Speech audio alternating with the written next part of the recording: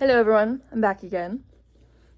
So I wanted to just go on here to talk a little bit about getting a horse as a beginner, okay? So growing up, I've loved horses as long as I can remember.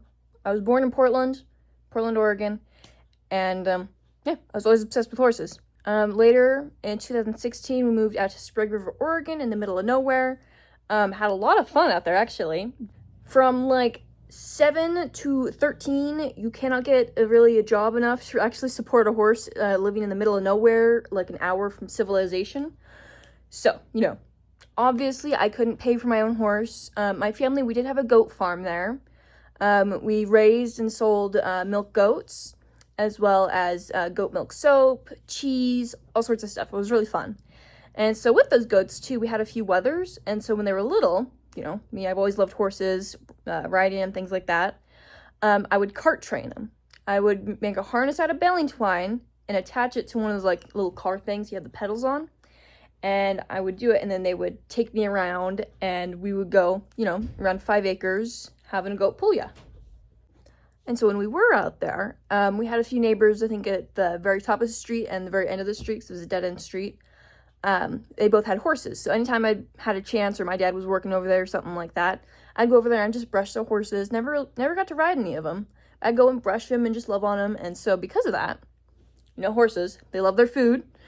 They paused, they left their food alone, and they came and they let the cows go eat all their food, whatever, but they'd come and they stand by me just to be brushed and loved on and petted. Fast forward, later in time, I had some friends that lived, in town, realized, oh, wow, this sounds like a lot of fun. And so my dad's eyesight was going, especially to be driving home at night on those really dark roads. So because of that, we ended up moving into town. Well, I also discovered city life really was not for me. So later, once we did move to the city, we were there for about a year, realized this is not made for me. Like, no.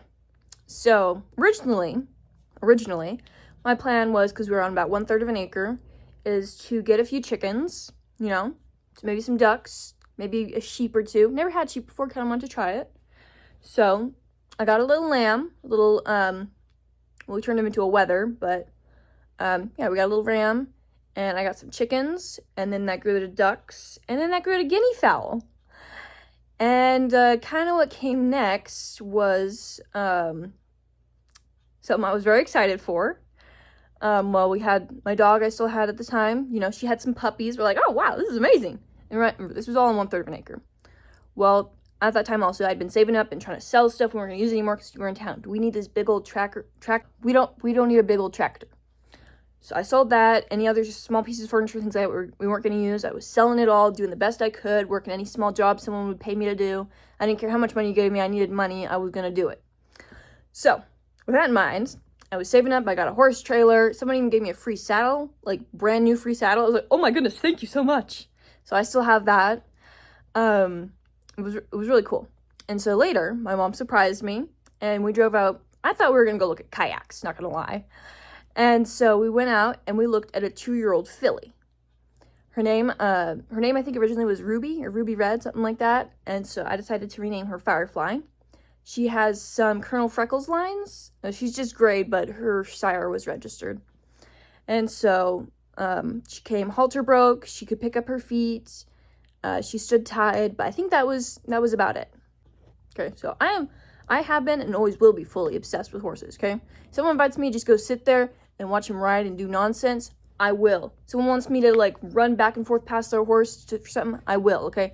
I am obsessed with horses. I don't care what it is. I'll be there. So yeah. So that's a little context for you. So later I got to keep her on a friend's property for about a month or so. And so I was paying for all the hay and stuff like that. I had a friend who trained Mustangs previously. And so she came over and she was kind of explaining to me some different things about that. So I was like, yay, thank you so much. That, and I watched a heck lot of YouTube videos, man.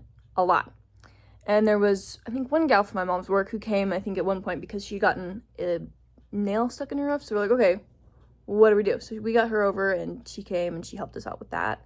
And she just explained a little bit more about them, okay? You don't need to be scared of them. They're like giant dogs. Anyways, yeah.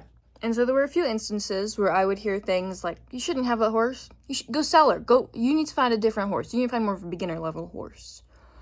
Or things like, well, you better start saving up for a trainer because you're not going to be able to do that. So I would hear things like that. And so instead of, saying, well, maybe I can't do it. You want to know what I did? I said, okay, fine. I get to prove you wrong now. And so that's what I did. And so I'll show you some pictures and videos here in a second because believe me, there are a lot.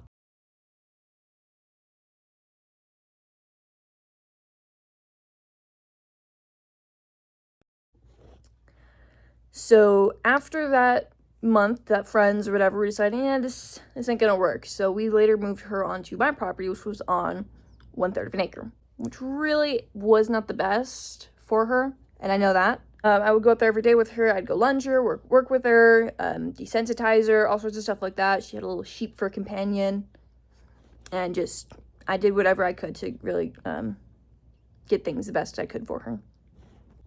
So within about 3 months, I was on her and I was riding her around and around pen, doing stuff like that. We did a little bit of all sorts of stuff here and there. And of course, we knew that was definitely not at all anyway. She was going to be like that for a while. So we were looking for properties, houses, places like that. And eventually we moved out to Keno, Oregon. And so we've been here for about a year now, a little bit over a year. And so she's got lots of room to run around. So she's really happy about that.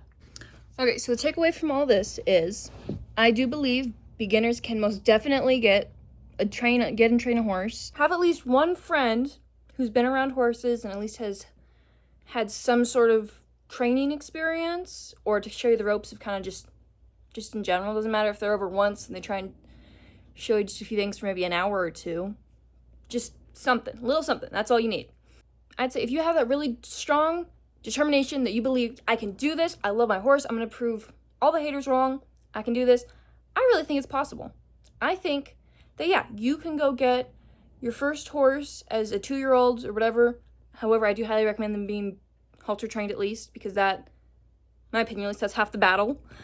Lots of people go up to you, just go up to you and say, no, that's a terrible idea, you shouldn't do that, bad idea, terrible, never do that, that is a horrible decision, things are going to end so badly. I've heard that. I've heard that a lot. And even on social media, you'll hear that too. You'll hear that from people you know, you hear that from social media, you hear it all over.